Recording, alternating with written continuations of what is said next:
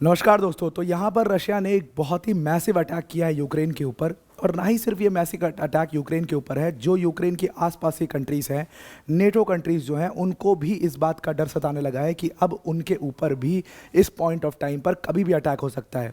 Poland ने अपना पूरा एयर स्पेस पूरी तरीके से बंद कर दिया है। एस्टोनिया ने अपने सर्कुलर जारी कर दिए हैं।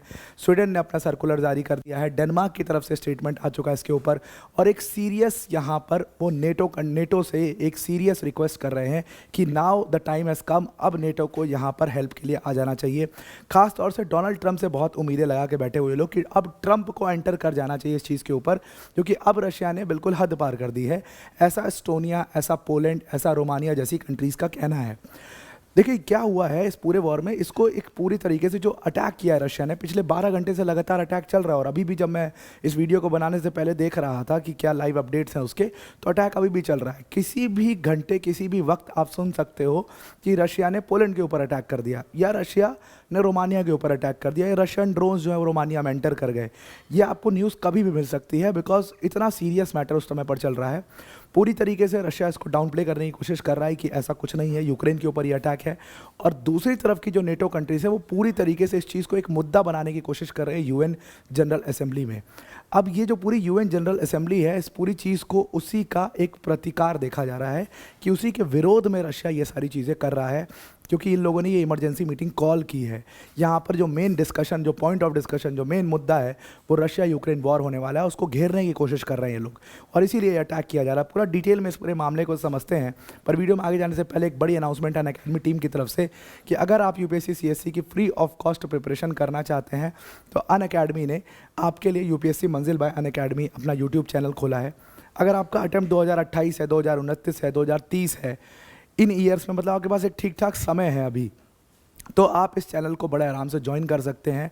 और अगर आप सिर्फ इस चैनल को फॉलो कर लेंगे, सिर्फ फॉलो कर लेंगे, तो इस लेवल का कंटेंट आपको यहाँ पर मिलेगा, जिससे आप बिना किसी कोचिंग फोचिंग के आप बड़े आराम से यूपीएससी में अटेम्प्ट कर सकते हो, अच्छा यूपीएससी में क्लियर भी कर सकते हो उसको। इस लेवल का कंटेंट होगा।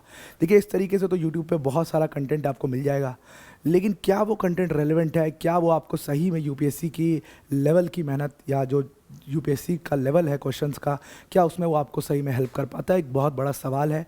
अगर आपको मेरी बात गलत लग रही होगी तो आप जाके इसको इंट्रोस्पेक्ट करने की कोशिश करना, और आप देखना कि क्या सच में उसका लेवल मैच कर रहा है, तो आपको जवाब मिल जाएगा। तो बहुत सारी किताबें, बहुत सारे लोग उसमें कवर कराते हैं, लेकिन बहुत बिट्स एंड पीसेस में आपकी प्रिपरेशन हमेशा कोई फ़ायदा नहीं होता, उसका टाइम भी वेस्ट होता है। तो यहाँ पर क्रमबद्ध तरीके से एकदम बिल्कुल सीरीज़ के हिसाब से सारे सब्जेक्ट्स यहाँ पर इस चैनल पर कवर किए जाएंगे। पिंड कमेंट में इस चैनल की लिंक हमने दे दी है, उसको क्लिक करके आप इस चैनल को ज्वाइन कर सकते हैं।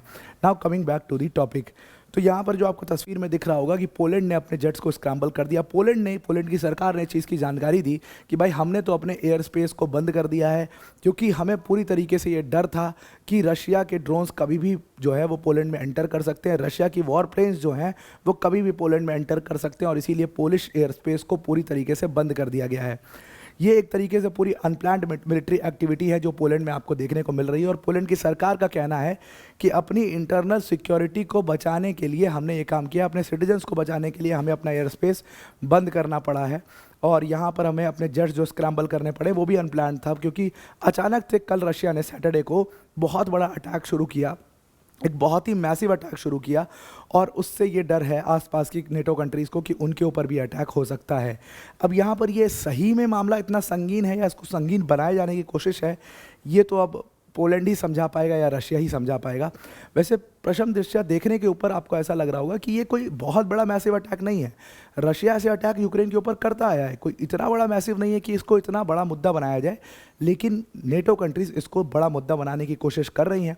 और शायद ये पूरी तरीके से इनका गेम प्लान हो सकता है कि यूनाइटेड नेशन जनरल असेंबली के पहले आप इतना बड़ा इसको मुद्दा बनाइए कि बस इसमें फिर रशिया के खिलाफ एक्शन लेने पर बाध्य हो जाए पूरा दुनिया, और फिर वही वाली सिचुएशन जो है वो ब्लॉक वाली, पूरी ग्रुपिज्म वाली सिचुएशन आपको यहाँ पर दिखाई दे रही है। जब चेक किया गया जो फ्लाइट ट्रैकर्स हैं उनकी वेबसाइट से, तो सच में पोलिश एयर स्पेस बंद है और अब यहाँ पर कोई एक्टिविटी नहीं हो रही है। तो देखिए हुआ क्या है कि यूक्रेन ने, जब यूक्रेन की मदद करने के लिए इन सारी कंट्रीज़ ने, अब देखो ये सीधी तौर पर तो यूक्रेन की मदद नहीं कर पा रहे हैं, जितनी भी नेटो कंट्रीज़ हैं ये खुद की सिक्योरिटी नहीं कर पा रही हैं, तो ये यूक्रेन को क्या ही मदद करेंगी।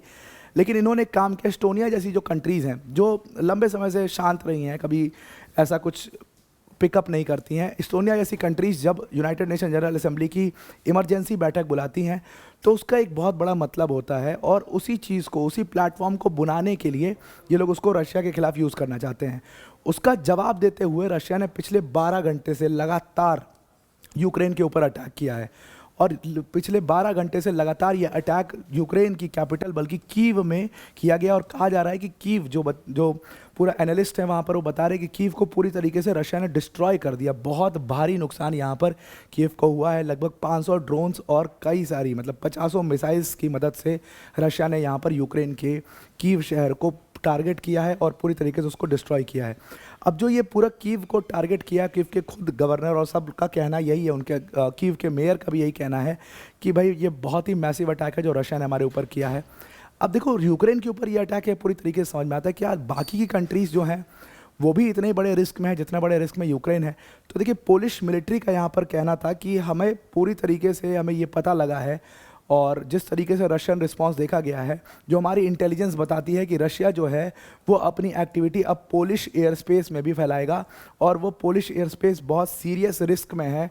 इसीलिए हम यहाँ पर अर्ज कर रहे हैं कि यूएस को मदद करने आना चाहिए, नेटो को मदद करने आना चाहिए, क्योंकि पोलैंड के ऊपर कभी भी अटैक हो सकता है। और इसीलिए जैसे ही उन्होंने ये सभी सारी चीज़ें की, वैसे ही आप देखोगे कि पोलैंड की मदद करने, पोलैंड आर्म फोर्सेस की मदद करने नेटो के एयरक्राफ्ट ने ज्वाइन कर लिया है, और वहाँ पर ड्रिल भी की गई है मॉर्निंग में ही, और अब सारे जेट्स को स्क्रैम्बल कर दिया गया, जिसमें नेटो के जेट्स भी यहाँ पर शामिल है। अब देखिए यहाँ पर अगर आप देखोगे तो ये जो पूरा रीजन है इसमें एस्टोनिया है, एस्टोनिया ने इमरजेंसी बैठक बुलाई, यहाँ पर पोलैंड आपको दिखाई दे रहा है, यहाँ पर रोमानिया आपको दिखाई दे रहा है। ये सब वो कंट्रीज़ हैं जिन्होंने अपनी अपनी आशंकाएं जताई हैं कि हमारे ऊपर खतरा है, हमारे ऊपर अटैक हो सकता है। और यहाँ पर डेनमार्क है, डेनमार्क ने भी यहाँ पर बड़ा शॉकिंगली इस चीज़ को बोला कि हमारे एयर स्पेस में भी कई सारे हमने ड्रोन्स को देखा जो कि रशियन ड्रोन्स थे। तो अब ये जो सारे गोले देख रहे हो आप, ये वो कंट्रीज़ हैं जिन्होंने ये सर्कुलर जारी किया, जिन्होंने नोटिफिकेशन जारी किए, या जिन्होंने नेटो से अर्ज किया है कि भाई अब आप सेफ गार्ड के लिए आ जाओ, क्योंकि हमारे ऊपर रशिया कभी भी अटैक कर सकता है। एक्चुअल में जो रशियन अटैक देखा जा रहा है वो इस टाइम पर यूक्रेन के अंदर देखा जा रहा है, और क्या वो सच में पोलैंड तक पहुंच रहा है, रोमानिया तक पहुंच रहा है, डेनमार्क तक पहुंच रहा है, ये एक बहुत बड़ा क्वेश्चन है।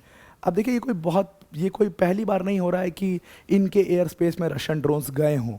9 सितंबर की न्यूज़ है, पोलैंड ने कंफर्म किया था कि रशियन ड्रोन्स जो हैं वो उनके एयर स्पेस में घुस गए हैं, और उन्होंने कई सारे रशियन ड्रोन्स को मार गिराया है। दूसरी तरफ अगर आप देखोगे तो सितंबर 14 की खबर है, जब रोमानिया ने रिपोर्ट किया था कि भाई हमारे एयर स्पेस में रशियन ड्रोन्स घुस गए हैं, रशियन वॉर प्लेन्स घुस गई और हमने उनको मार गिराया है। इसी तरीके से एस्टोनिया ने फिर इतना परेशान हो गया कि उसने नेटो को कंसल्ट करने के लिए कहा, नेटो का आर्टिकल 4 जो है उसको इन्वोक कर दिया, और कहा कि भाई हमारे एयर स्पेस में वॉर प्लेन्स घुस गए, रशियन वॉर प्लेन्स, और 12 मिनट तक एस्टोनिया की एयर स्पेस में रशियन वॉर प्लेन्स रही हैं, ऐसा एस्टोनिया का कहना था। और इसी के बाद एक इमरजेंसी बैठक बुलाई गई थी, दोनों नेटो की, यूनाइटेड नेशंस की।